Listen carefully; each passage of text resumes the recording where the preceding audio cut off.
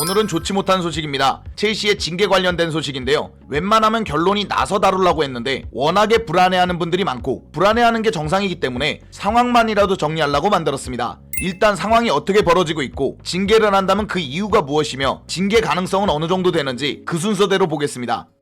가시죠. 사실 에버튼이 중징계를 받기 전까지는 시티 팬이나 첼시 팬이나 걱정은 좀 덜했습니다. 그런데 승점 10점 삭감이 되면서 상황에 따라 추가적으로 9점이 더 삭감된다고 하니까 그 다음 타겟으로 보이는 첼시나 맨시티 팬들은 불안하기 마련인데요. 사실 에버튼과 두 구단의 사안은 조금 다릅니다. 재정 페어플레이 룰이라는 범주만 같을 뿐인데요. 일단 에버튼 사례를 보면 PL 규정이 3년 동안 손실액이 1억 500만 파운드를 넘지 말라는 겁니다. 그런데 이 규칙을 지키지 못하니까 그게 징계 사유인 건데요. 코로나 팬데믹의 타격 그리고 경기장을 증축하면서 여러가지 대출이자가 맞물리면서 손해가 컸던 것 같습니다. 그래서 에버튼도 구장 증축에 들어가는 비용으로 이게 손해가 컸다고 이의를 제기했지만 이건 반려가 됐고 징계를 받게 됐습니다. 에버튼은 즉시 양소를 했지만 리즈와 사우스햄튼, 즉 에버튼과 승점 경쟁을 하면서 강등됐던 팀들이 소송을 준비해버리면서 오히려 승점이 9점 더 삭감되는 위기에 놓였습니다. 여기서 시선이 가는 건 에버튼의 태도입니다. 에버튼은 혐의에 대해서 어느 정도 인정하면서 PL 측에 적극적으로 협력했는데요. 즉 룰을 준수하겠다는 움직임을 보인 구단이라는 겁니다. 그런데도 중징계가 내려지니까 다음 타겟인 첼시나 맨시티는 긴장을 안 할 수가 없습니다.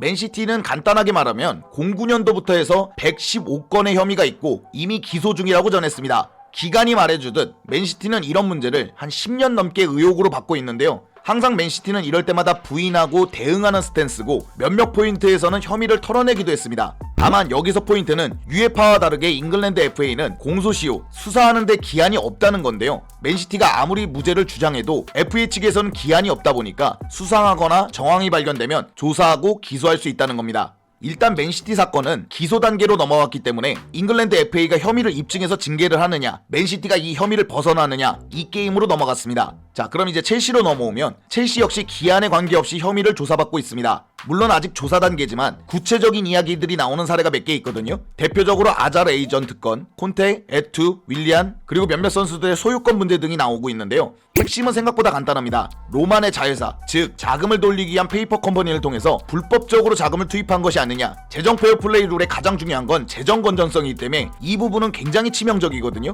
물론 첼시 역시 적극적으로 수사에 협조하고 있고 몇몇 포인트는 이전 구단주 체제에서 일어난 일이기 때문에 혐의를 부인하고 있는데요. 오랜 기간 첼시를 응원했거나 특히 로만 시대를 관통했던 첼시 팬들은 이 부분을 굉장히 불안해하고 있습니다. 불법적으로 구단을 운영했다는 사실은 로만에게는 충분히 그럴 수 있는 일이거든요. 실제로 로만이 구단주 초기에는 불법적인 행위를 통해서 벌금을 낸 사례도 꽤 있습니다. 해서 컨소시엄은 12년도부터 19년도 로만 시절 때 있었던 불건전 재무 상태를 잉글랜드 FA와 UEFA에 보고했고요. UEFA 측은 1천만 원의 벌금을 매겼습니다. 사실 이건 두 가지 가능성을 열어둔 처사가 아닐까라는 생각을 했는데요. 첫 번째는 처벌 수위를 약화시키기 위해서 그런 것 같습니다. UEFA야 공소시효가 있다 보니까 처벌이 크지 않고 벌금에서 끝날 걸 어느 정도 파악한 것 같고요. 공소시효가 없는 FA의 처벌은 어떤 면에선 중징계로 넘어갈 가능성도 있기 때문에 자진신고를 통해서 선처를 끊어내려는 게 있었고, 두 번째는 로만 시대와 선을 그어서 추후에 로만 시대 문제가 또 밝혀진다고 해도 반박과 대응을 가능하게 만들려고 그랬던 것 같습니다. 그리고 컨소시엄이 이걸 털어내고 새 출발을 하는 상황에서 FA가 다른 혐의를 찾아낸다고 해도 컨소시엄을 이 문제로 또 처벌한다는 건 너무 무리하는 감이 있습니다.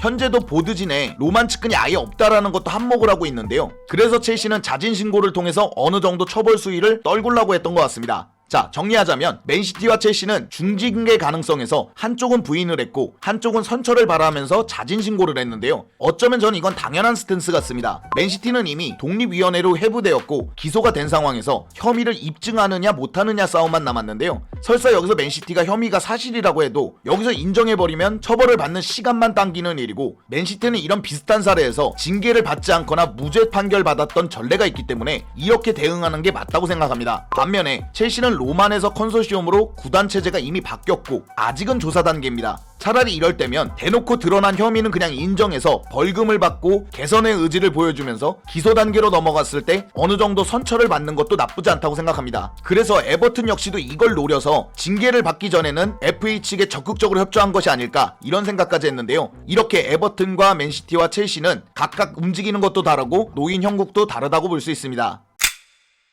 플루츠 바렌차, 유벤투스가 2023년 승점 삭감을 받은 사건을 일컫는 이탈리아어입니다. 장부를 조작해서 자본 이득을 보았던 혐의로 18년도부터 수사를 받았고 23년도에 처벌을 받은 사건인데요. 결국 유벤투스는 승점 10점이 삭감됐고 유럽 대항전 한 시즌을 못 나가게 되면서 일단락되게 됩니다. 지금 맨시티의 여러가지 혐의들도 긴 거는 3년이 넘어가는 것도 있기 때문에 첼시 역시 오늘 조사받는다고 해서 올 시즌 혹은 내일 기소당하는 이런 일은 발생하지 않을 것 같습니다. 우리가 걱정하는 건 징계 가능성과 징계 수위라고 생각합니다. 기사들을 보면 30점에서 20점 대규모 삭감 얘기부터 강등까지 그렇게 말하는 기자들이 있는데요. 사실 가능성은 낮다 뿐이지 충분히 가능한 수위이긴 합니다. 물론 혐의가 입증된다면이라는 코멘트가 붙습니다. 당장의 가디언, 텔레그래프 같은 기사들을 보면 첼시와 맨시티는 강등을 면치 못한다고 제목을 뽑으면서도 유죄가 인정된다면이라는 전제를 달아놓습니다. 아직 결론나지 않은 사건이기 때문에 여러 사견들이 나오기 시작하는데요. 저 역시 쉽지 않은 사건이라고 생각합니다.